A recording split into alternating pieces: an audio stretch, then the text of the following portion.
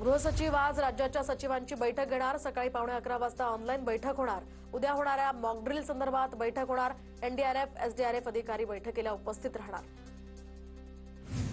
भारत पाक तणावावर संयुक्त राष्ट्र सुरक्षा परिषदेमध्ये बंद दाराआड चर्चा। भेदरलेल्या पाकिस्तानची यूएनएससी मध्ये तणाव कमी करण्याची विनंती। तर आमचं उद्दिष्ट साध्य झालं, पाकिस्तानी राजदूताचा दावा। युद्धाच्या भीतीने बिथरलेल्या पाकिस्तानच्या कुरापती सुरूच। पाकिस्तानकडून सलग 12व्या दिवशी शस्त्रसंधीचं उल्लंघन। पाकिस्तानी सैन्यानं कुपवाडा, बारामुल्ला, पूंछ, राजौरी, मेंढर, नौशेरा, सुंदरबनी आणि अखनूर या सेक्टरमध्ये गोळीबार केला। अरबी समुद्रात चीनची हेरगिरी वाढली, तर चीन पाकिस्तानसाठी हेरगिरी करत असल्याचा संशय। चीनची मासेमारी जहाजं भारतीय सागरी सीमेपासून फक्त 120 नॉटिकल मैलांवर। दरम्यान भारतीय नौदलाचं चीनच्या हालचालींवर बारीक लक्ष। राजनाथ सिंग यांची जपानच्या संरक्षण मंत्री जनरल नाकातानी यांच्यासोबत द्विपक्षीय बैठक। आंतरराष्ट्रीय सुरक्षा परिस्थितीवर या बैठकीत चर्चा। द्विपक्षीय संरक्षण सहकार्य आणखी मजबूत करण्यासंदर्भात चर्चा। दहशतवादाविरुद्धच्या लढाईमध्ये रशियाचा भारताला पाठिंबा। रशियाचे राष्ट्राध्यक्ष पुतीन यांचा पंतप्रधान मोदींशी संवाद। पुतीन यांच्याकडून हल्ल्यातील जीवितहानीबद्दल शोकही व्यक्त। राहुल गांधींची पंतप्रधान मोदींसोबत चर्चा। राहुल गांधी आणि मोदींमध्ये जवळपास अर्ध्या तासाहून अधिक चर्चा। तर सीबीआय डायरेक्टरच्या नियुक्तीसंदर्भात दोघांमध्ये भेट। दिल्लीमध्ये पंतप्रधान मोदींची संरक्षण सचिवांसोबत अर्धा तास बैठक। याआधी मोदींची हवाई दल, नौदल आणि लष्कर सुद्धा बैठक झाली। राष्ट्रीय सुरक्षा सल्लागार अजित डोवाल यांचीही या बैठकीत उपस्थिती। पाक लष्कर प्रमुख असीम मुनीरचं भारताला तो घाबरला, तर पाकच्या सार्वभौमत्वाला धक्का लागल्यास पूर्ण ताकदीनं उत्तर देऊ। असीम मुनीरकडून भारताला पोकळ धमकी। पाकचे आरोग्यमंत्री मुस्तफा कमालची भारताला पोकळ धमकी। तर आम्ही अण्वस्त्र शबे बारातमध्ये फटाके फोडण्यासाठी ठेवली नाहीयेत।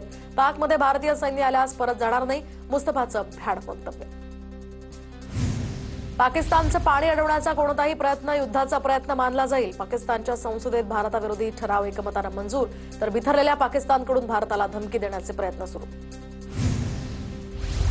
भारत आणि पाकिस्तानातील तणाव एवढ्या वर्षातील परमोच्च सीमेवर। मिलिटरी ऍक्शन हा उपाय नाही, संयुक्त राष्ट्रसंघाकडून भारत आणि पाकिस्तानला सल्ला। भारताला उपदेशकांची नव्हे तर भागीदारांची गरज। भारतीय परराष्ट्र मंत्र्यांनी युरोपियन युनियनला फटकारलं, तर युरोपियन युनियनचा भारताला पाकसोबत चर्चा करण्याचाही सल्ला। भारतानं जम्मू काश्मीरमधल्या रियासी जिल्ह्यातल्या चिनाब नदीवर बांधलेल्या बगलिहार धरण आणि सलाल धरण बंद। तर स्थानिक प्रशासनाची चिनाब नदीवर जमलेल्या लोकांसाठी घोषणा। चिनाब नदीची पाण्याची पातळी लवकरच वाढणार, नदीतनं बाहेर या ठिकाणी माहिती।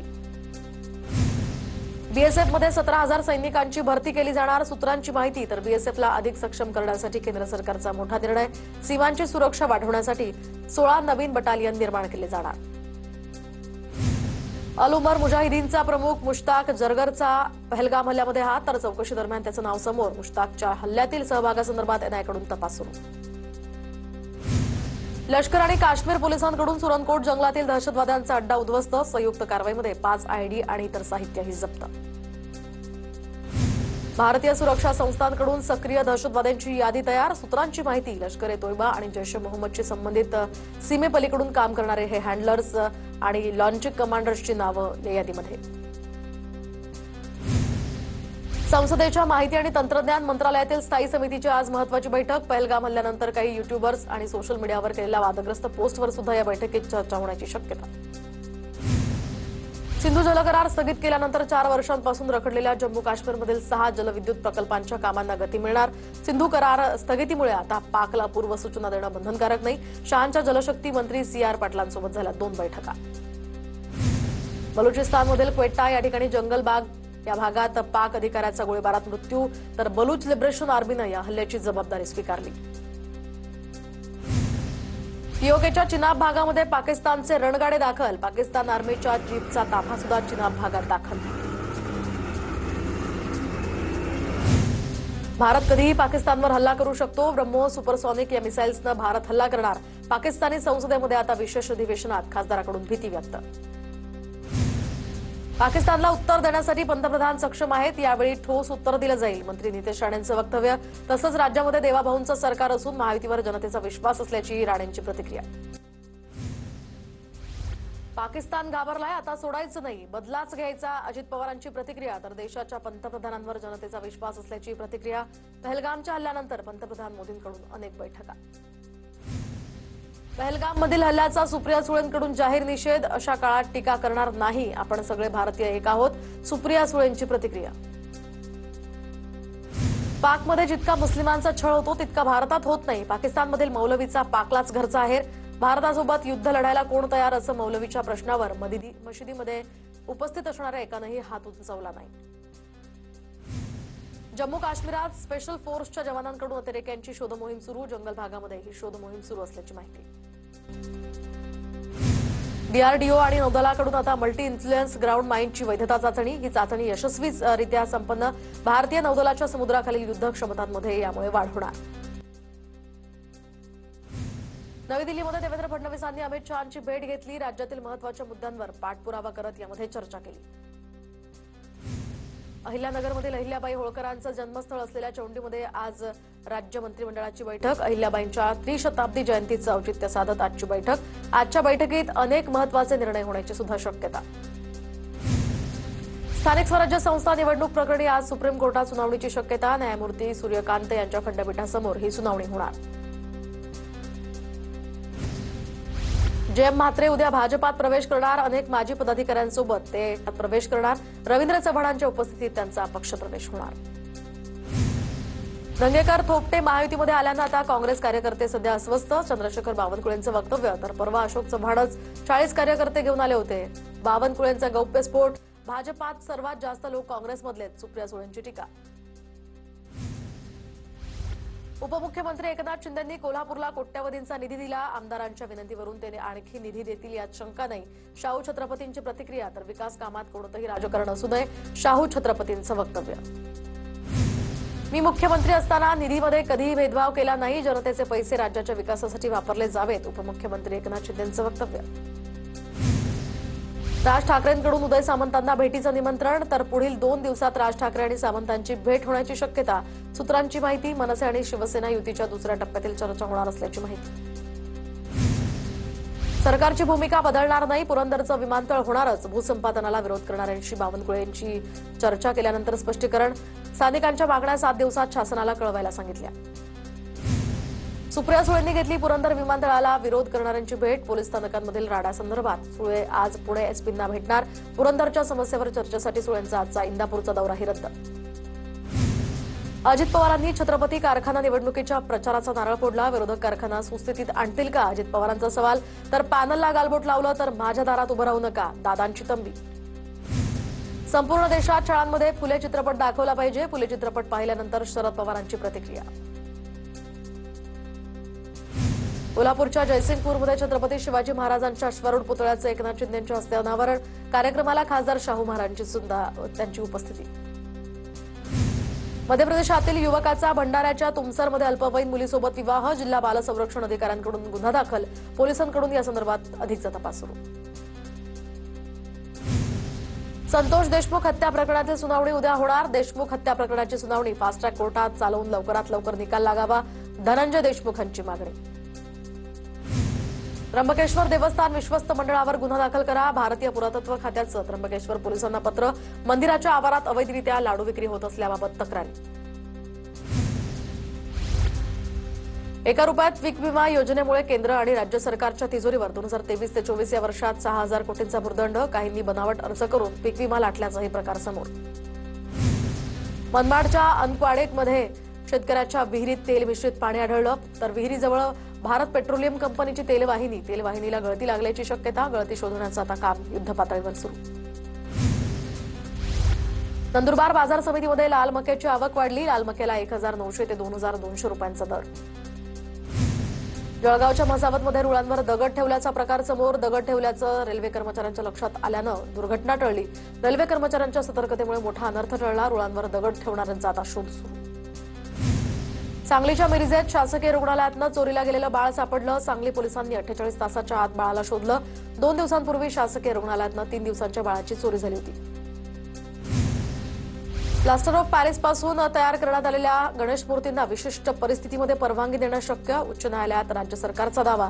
सरकारनं अभ्यासासाठी नियुक्त केलेल्या समितीनं केलेल्या शिफारशींचा दाखला यासाठी देण्यात आला.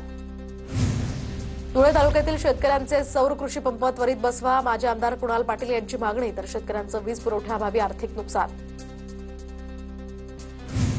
ठाण्यातील 12 बंगल्याजवळील पाण्याची पाईपलाईन फुटली. हजारो लिटर पाण्याची नासाडी. रस्त्यामध्ये पाईपलाईन फुटल्यानं वाहतुकीचा वेगही मंदावला. शहरातील पावसाळ्यापूर्वीच्या कामांवर तसंच पावसाळ्यातील कामांच्या नियोजनावर बारकाईने लक्ष द्या. नवी मुंबई महापालिका आयुक्त डॉ. कैलास शिंदे यांचे सर्व अधिकाऱ्यांना निर्देश. बारवी धरणात 37.20% पाणीसाठा शिल्लक. बारवी धरणामध्ये 15 जुलैपर्यंत पुरेल एवढाच पाणीसाठा. तर नागरिकांना पाणी जपून वापरण्याचं आवाहन. बाष्पीभवनामुळे धरणातील पाणीसाठ्यात मोठी घट. धुळ्याच्या साक्रीतील जामखेडी प्रकल्पातनं 4 गावांसाठी पिण्यासाठी आरक्षित पाणी सोडणार. तर जेबापूर यासह दापुरा, रोहण, सोमाडे या गावांमध्ये भीषण पाणी टंचाई. नंदुरबारमध्ये खरीप हंगामात कापूस लागवडीचं क्षेत्र घटण्याची शक्यता. कापसाला योग्य भाव मिळत नसल्यामुळे पेरणी क्षेत्र आता घटणार. ऐन उन्हाळ्यामध्ये राज्यावर अवकाळी पावसाचं सावट. मध्य महाराष्ट्र, मराठवाड्याला अवकाळी पावसाचा इशारा. विदर्भातही गेल्या 2 दिवसांपासून सातत्यानं गारपीट सुरू आहे.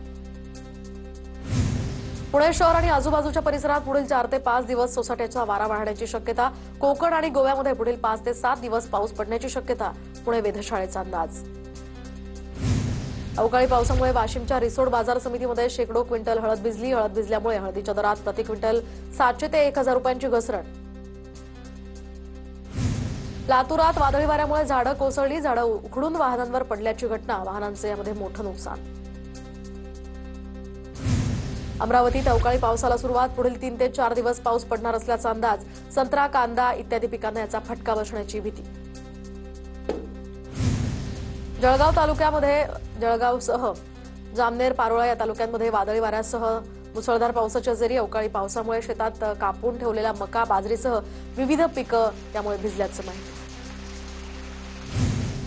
हिंगोली जिल्ह्यामध्ये ठिकठिकाणी वादळी वाऱ्यासह गारपीट आणि तसंच लग्नाचे मंडप देखील कोसळले. हळद उत्पादक शेतकऱ्यांची ही धांदल उडाली. यवतमाळच्या पुसदमध्ये विजेच्या कडकडाटासह अवकाळी पाऊस. काही भागामध्ये गारपीट तर पावसामुळे शहरातील जनजीवनही विस्कळीत. शेती पिकांना याचा फटका बसण्याची शक्यता. बीड जिल्ह्यातील काही भागांमध्ये वादळी वाऱ्यासह पाऊस. अनेक भागात झाडं उन्मळून पडली. वादळी वाऱ्यामुळे फळबागांचं मोठं नुकसान होण्याची शक्यता. नांदेडमध्ये वादळी वारा, शेती फळबागांचं मोठं नुकसान. दरम्यान रस्त्यावरील व्यापाऱ्यांचंही मोठं नुकसान झाल्याची माहिती. जळगावच्या जामनेर आणि पारोळ्यामध्ये वादळी वाऱ्यासह पाऊस. पावसामुळे वातावरणात काहीसा गारवा. शेती पिकांचं यामुळे नुकसान होण्याची भीती. नागपूरच्या वैद्यकीय महाविद्यालयातील एमबीबीएसच्या विद्यार्थ्यांच्या जेवणात चक्क अळ्या सापडल्या. मेयो प्रशासनाकडून आता गंभीर दखल घेत मेस चालकाला बजावली नोटीस. या प्रकरणाची मुख्यमंत्री देवेंद्र फडणवीसांकडे सुद्धा तक्रार. राज्य मंडळानं जाहीर केलेल्या 12वीच्या निकालात 1929 महाविद्यालयांचा निकाल 100%, 38 महाविद्यालयांचा निकाल 0%. तर पुणे विभागात सर्वाधिक 310 महाविद्यालयांचा 100% निकाल लागला असून सर्वात कमी निकाल लातूरचा आहे. राज्य मंडळानं जाहीर केलेल्या 12वीच्या निकालात यंदा घट. एकाही विद्यार्थ्याला पैकीच्या पैकी गुण नाहीत. 100%हून अधिक गुण मिळवणाऱ्या विद्यार्थ्यांची संख्या सुद्धा घटली. 12वीच्या विद्यार्थ्यांसाठी ऑनलाईन समुपदेशन सेवा. तर 8 दिवस सकाळी 8 ते रात्री 8 या वेळेत विद्यार्थ्यांना फोनद्वारे समुपदेशन. निकालानंतर विद्यार्थ्यांना नैराश्यातनं बाहेर काढण्यासाठी हे पाऊल. वाशिमच्या तोंडगावमधील मिताली काबरा राज्यामध्ये टॉपर. तर 12वीत 99% मिळवून मिताली राज्यात पहिली. मिताली तोरणामधील ममता इंग्लिश स्कूलची विद्यार्थिनी. नागपूर जिल्ह्यातील शिक्षक भरती घोटाळा प्रकरणाची मुख्यमंत्र्यांकडून दखल. शिक्षक घोटाळा प्रकरणी एसआयटी चौकशी होण्याची शक्यता. दरम्यान योग्य कारवाई करण्याच्या शिक्षण आयुक्तांना मुख्यमंत्र्यांची सूचना. नंदुरबार ग्रामपंचायतीमधील संगणक परिचारिका मानधनापासून वंचित. मानधन न दिल्यास काम न करण्याचाही इशारा. पिंपरी चिंचवडमधील कुदळीवाडीत नगर रचनेच्या योजनेविरोधात गावकरी एकवटले. तर ग्रामस्थांनी महापालिकेच्या नोटिफिकेशनची केली होळी. बेस्ट बसच्या भाड्यामध्ये या आठवड्यापासून वाढ होण्याची शक्यता. बेस्ट बस भाडेवाढी संदर्भातल्या प्रस्तावाला मंजुरी. मुंबई मनपा पाठोपाठ आता परिवहन प्राधिकरणाला सुद्धा मंजुरी. मुंबई पुणे एक्सप्रेस वेवरील मिसिंग लिंकचं काम आता अंतिम टप्प्यात. तर ऑगस्ट अखेर मार्गिका खुली होण्याची शक्यता. मुंबई पुणे प्रवास आणखी जलद होणार. मुंबईमध्ये बेशिस्त रिक्षा टॅक्सी चालकांविरोधात तर वाहतूक पोलिसांची विशेष मोहीम. 15 दिवसात 48,000 चालकांवर कारवाई. 40 लाखांचा दंडही वसूल. प्रभादेवी पुलाचा तिढा लवकरच सुटणार. प्रकल्पातील बाधितांची महत्त्वपूर्ण बैठकही संपन्न. नगरविकास विभागाकडून 19 इमारतींच्या पुनर्विकासासंदर्भातला शासन निर्णय प्रसिद्ध होण्याची शक्यता.